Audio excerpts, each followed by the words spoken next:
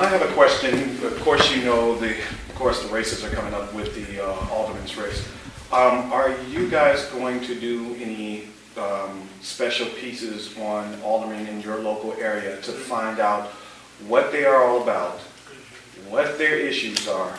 Have they been in the community actually really they've gotten out of their seat, out of their office, and walked their communities? To really find out what they believe in, what they don't believe in, and actually talk to the people in the community. And I know, some of you do great, you kind of ask people in the communities, and I usually see like 2 or 3 people in the community that may, give you answers and everything, but, sorry, I'm just going to have to be real about it. I've had issues with both of my aldermen that are within the Austin area and stuff, and the only time I ever hear them when they want to come and smile in my face is right around election time. But when I need them to help me with the youth that I deal with, it's like I've been really trashed. And this guy's local newspaper right here has burnt me, so I was really ready to get on him. But basically, I'm sorry, who was your alderman? Well, my alderman at the time was Ike Carruthers. Oh, I can substantiate that. And also is Deborah Graham now, but also I've had dealings with Emma Mitz, and me and her went to town on each other and stuff, and I'm really disappointed in her for some of the things that she's done, especially when it's dealing with the youth. She really doesn't come to the table. And sure, she'll have like her little gospel fest. She'll have, come back to school, and she'll show a book bag and everything. But my thing is that I really think that a lot of people in a lot of communities, especially, African Americans, we basically vote because we're voting Democrat. We basically vote because that person's has been in office. We basically vote because right at that key moment, her people or their people will come to your door and say, here, vote, don't forget to vote for him that day. And there's really nothing. We're like lemmings. We walk up to the, that's the person who came to my door and stuff. And a lot of people really don't know anything about these aldermen because they are not really involved in this community. I'm sorry. They're not. I think right now is that pivotal time where we will go out because Daley's gone, which means that a lot of things are going to be shaken up now. As generals are leaving too. So, exactly. And what we've been doing in Austin Talks, that's actually where we're putting all of our attention for like the next 3 months. Not that we're going to not be writing other stories, but in the last 2 weeks, we've probably done, 4 or 5 stories about who's going to be on the ballot. The important stuff, we don't need to know that, but more importantly, what you're getting at, our hope is to actually profile every candidate. We unfortunately can't do the 24th. It's a little bit out of our readership, but we're going to do the 29th, the 37th, and the 28th. That is a lot of work, but I feel so strongly, and John feels so strongly, and hopefully Terry will run many of these pieces. I know he's run several of them already, that people need to know exactly what's going on. We're actually going to put together a candidate questionnaire, and I'm going to ask for all of your help in that. What questions do you want us to ask? And when they refuse to ask that, we're going to make that quite clear every day on our website. Please educate everyone. Real quick, just real quick, we've been working with, because Terry and definitely I at this time, I'm putting them on the spot, that we talked about these forums that we working on pulling together as a partnership because we want to be able to, so that we got this entire sharing, this whole entire united front, so that way when they see all of us there saying, okay, we got these forums that we're sponsoring, well, it just have to be, it could be more than one, but the fact is that we need to show up together and throw these questions and get these questions from the community and say, okay, this is a new day, we're going to be proactive, we're holding you accountable, we're going to document, and we're going to look back a year later that particular person was successful and reevaluate, are they doing what they said they're going to do, and then you report on it. And hope that, people like us go in the community, work with our neighbors, and say we need to read this stuff and go to that particular source. That's what we can do, because they put the stuff out. I think I was saying something about the readership in terms of how to, some stories is like over their heads in a sense, because you know better than I do. We talk about education for kids don't vote, but you said the key thing, Gospel Fest, because they're going to do those things to cater to the senior citizens. Right. They're in their golden years, so they're not going to be thinking about tax increment financing. But the thing is like the newspapers, what do they sensationalize the story to grab readership or something like that? Because they can write about it and break it down, but you and I may have to get out there and really talk to our neighbors and say, you need to really read this, digest it. If you don't understand it, let's talk. We can talk at a block club. book club, what have you, but we need to do something too. They put it out there, but we need to take it another step. Just a couple of things real quick. It's something that Suzanne and I have to talk about as far as covering the races. There are like over a dozen people running for, I mean, it's like 30 or 40 people running in various races, so there's no way I can do that myself. So we're gonna have to, share, some of those profiles, because I did, was thinking about the same thing, maybe profiling all of the candidates. Maybe doing a candidate guide where we have, the picture, their name, who they are, how to contact them, as well as the profiles. But again, that's going to be a huge load for me to do by myself. Along with editing the paper, I also cover schools for Oak Park Wednesday Journal, my parent publication. So I'm split, between two communities. So that's something that we're going to have to partner on. And as far as the aldermen, I mean, since I've been there, I've tried to, have a sit down. Conversation with all the aldermen. Just come by the office, and rarely do I get a call back. Mitz, Carruthers when he was around, and Smith. Smith will call me up and he's pissed off about something that I put in the newspaper. But as far as, just to come in, I'm not even talking about a story, just to come by and have a sit down with you. What's going on? What are you doing? What are the new projects going on? Here's some of the concerns that people have about you. Can't get a call back, can't get in. So unless I just go there and bombard and push myself in, there's not a lot of cooperation coming back from the alderman, unless they want us to come and cover their bake sale or something like that. So, real quick, can I say one real quick thing? Let me just ask you this then. If she won't come to your office or the constituent won't come to your office, can people of the community send you letters and say, this is our beef, this is what the problem is we have? Okay. I was expecting to be sued on by Smith. Okay. This is the thing, though. One of the things that we have to do is we have to create a community agenda.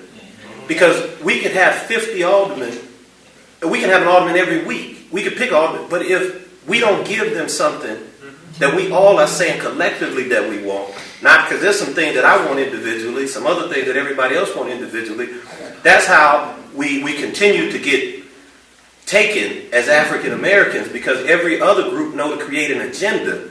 Well, we haven't created a community agenda. And so no matter if it's Graham, if it's Carruthers, if it's whatever, what are we going to say collectively that we want as a community? And so that's one of the things that we have to consider, maybe getting the word out that we need to create a community agenda. Because, like I said before, do we need a bigger school or do we need better education?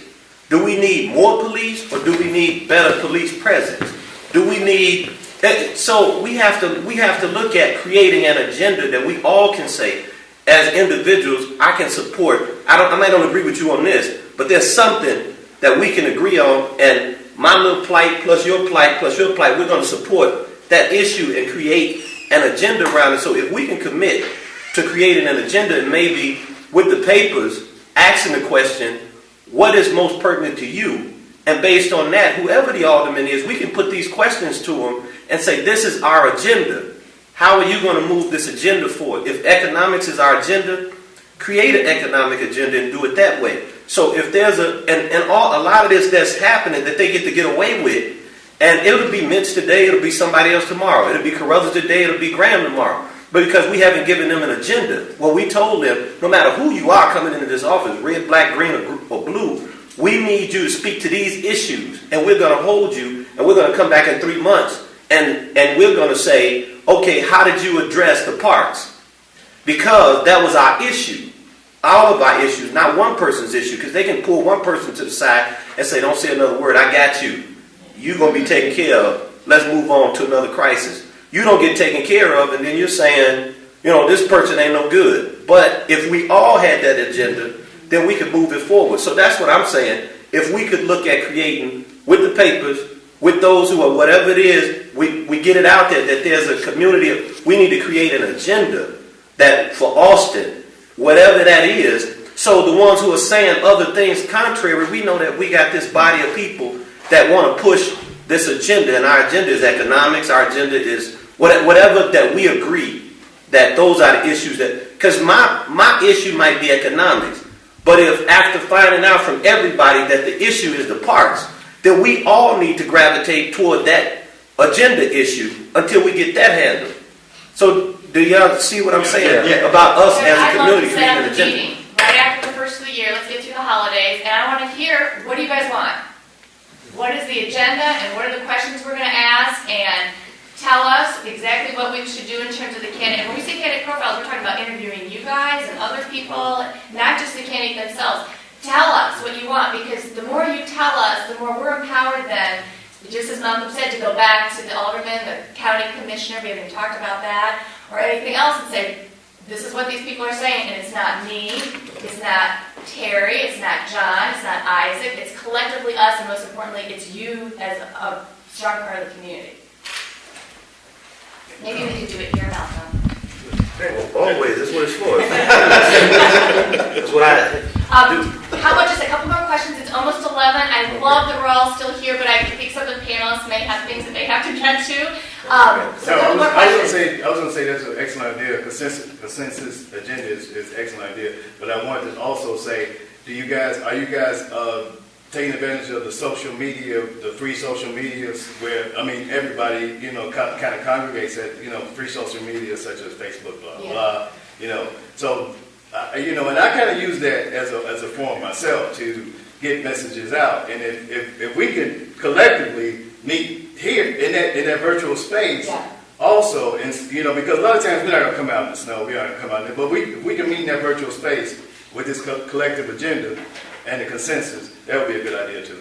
And I think I got almost everyone's email signing in. What I can do is send everyone a message saying thank you so that we all have our contact information, and then we can friend each other. I know Austin Talks has a Facebook page. We usually post something at least once or try to communicate with people several times a week through that. Okay. So that's a great idea.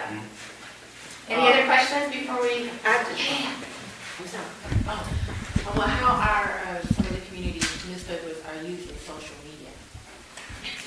Well, we have a website, we have Facebook, and as it was mentioned earlier about the digital divide, it doesn't have a great impact, but it has some impact. And as time goes on, that variable will change. But we know in our core area, there's a great digital divide. And it's not digital literacy, it's just having access to the internet and having a computer. And well, you know what? I'll be honest. I don't completely buy that digital divide. No. I do to a degree because all of my little cousins are on Facebook. I mean, they're always Facebooking me some stuff. Well, I mean, you can go to the library and I agree. Well, that's what I'm saying. So I don't. generational divide. Right. Yeah. What about the seniors and like Yeah, the older ones, folks? yeah, Well, that, I think that's what they get into about the. No, my grandmother on Facebook, so no. My mother's not, so I'm not even on Facebook. and I mean, so Well, I mean, perhaps we're there's all. some kind of survey we need to try to gather. Yeah, that's interesting too. But I mean, I'm pretty sure all of us are on Facebook, it's Twitter. Yeah, we use it. We take advantage of it. At some point soon, Austin Talks hopes to actually develop some type of quick text messaging system, and not for the smartphones. I want people who have those dumb phones. And if you look at mobile penetration in Austin and on the west side, virtually everyone has at least that. So I think that's another way that we can use social media, if we think more broadly about social media, just not on our computer, to reach more and more people. So that's something that we're hoping to develop in the future as well. I'm going to give a little bit of experience about the statement that Malcolm made about the agenda. North London, 24th Ward did that with the last election. They had what they call a community benefits agreement. But once the alderman got in, and all of them signed it when the candidates were at these different forums. But once the candidate got in, knowing whether they followed, and that's something that we need to do that follow-up story on also, because we don't think that has happened, of the accomplishment of those benefits agreements. And then I just want to say quickly, and if I run for alderman, then I'm going to have enough integrity to run on the agenda. If I live in the community, I know education is a common ground issue. So to have to hold my alderman accountable, I understand that needs to take place, but it disturbs me greatly because you ran for the office, because you claimed you were going to do these things.